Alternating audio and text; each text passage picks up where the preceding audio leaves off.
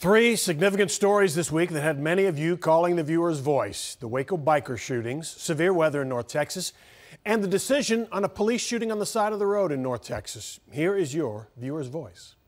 Stand right there! A grand jury decided a Grapevine police officer should not be charged for shooting an unarmed, drunk driver who got out of his car and seemingly wouldn't stop walking toward the officer.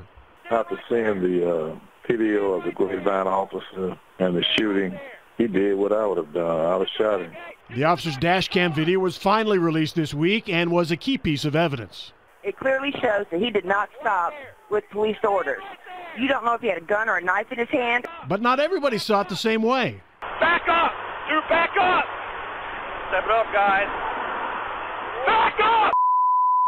As far as I could see, when he asked him to have his hands out, he did have his hands out. He was complying to what he asked for.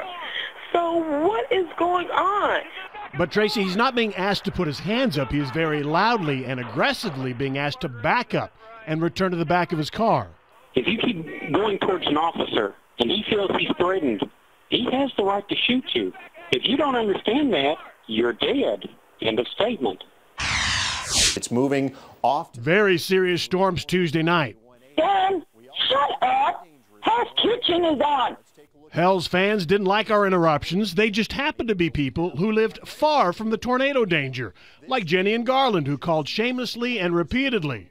I understand it's important because it's a tornado, but this is absolutely ridiculous. Jenny, it was actually 10 tornadoes, and you don't really understand, do you? We want Hell's Kitchen back, you idiots. Yeah, didn't think so. But she wasn't alone. I mean, can't y'all wait till after Hell's Kitchen was over with? The tornadoes weren't waiting, so we couldn't wait to warn. Betty in Allen called 10 times. I mean, what is your problem? Making it clear she didn't care about anybody outside her area.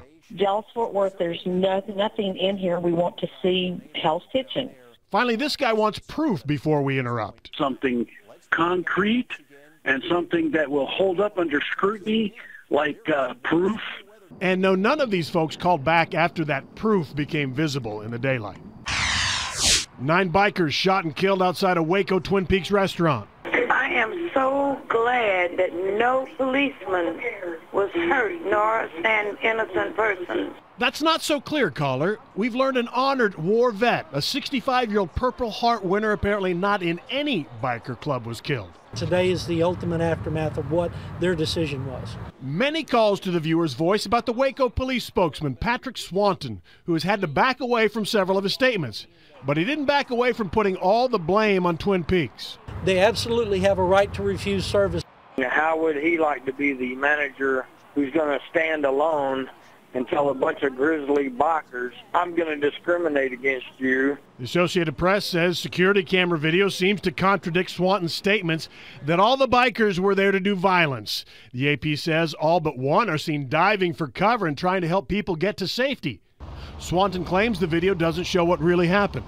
This sergeant down in Waco has blown everything out of proportion, has not got any evidence, and he got to make a name for himself. Usually the cute pets are the distraction on Good Day Saturday, not this time. And I was just wondering if that rock on Jenny's finger is an engagement ring. Yep, somebody put a ring on it, a big one. Finally, somebody not complaining about the weather. I enjoy watching Fox Weather when I have my 2 favorite men, Steve Ebert and Dan Henry. Wait, what? Steve Ebert. You found me out. Steve Ebert will bring you a movie review next week.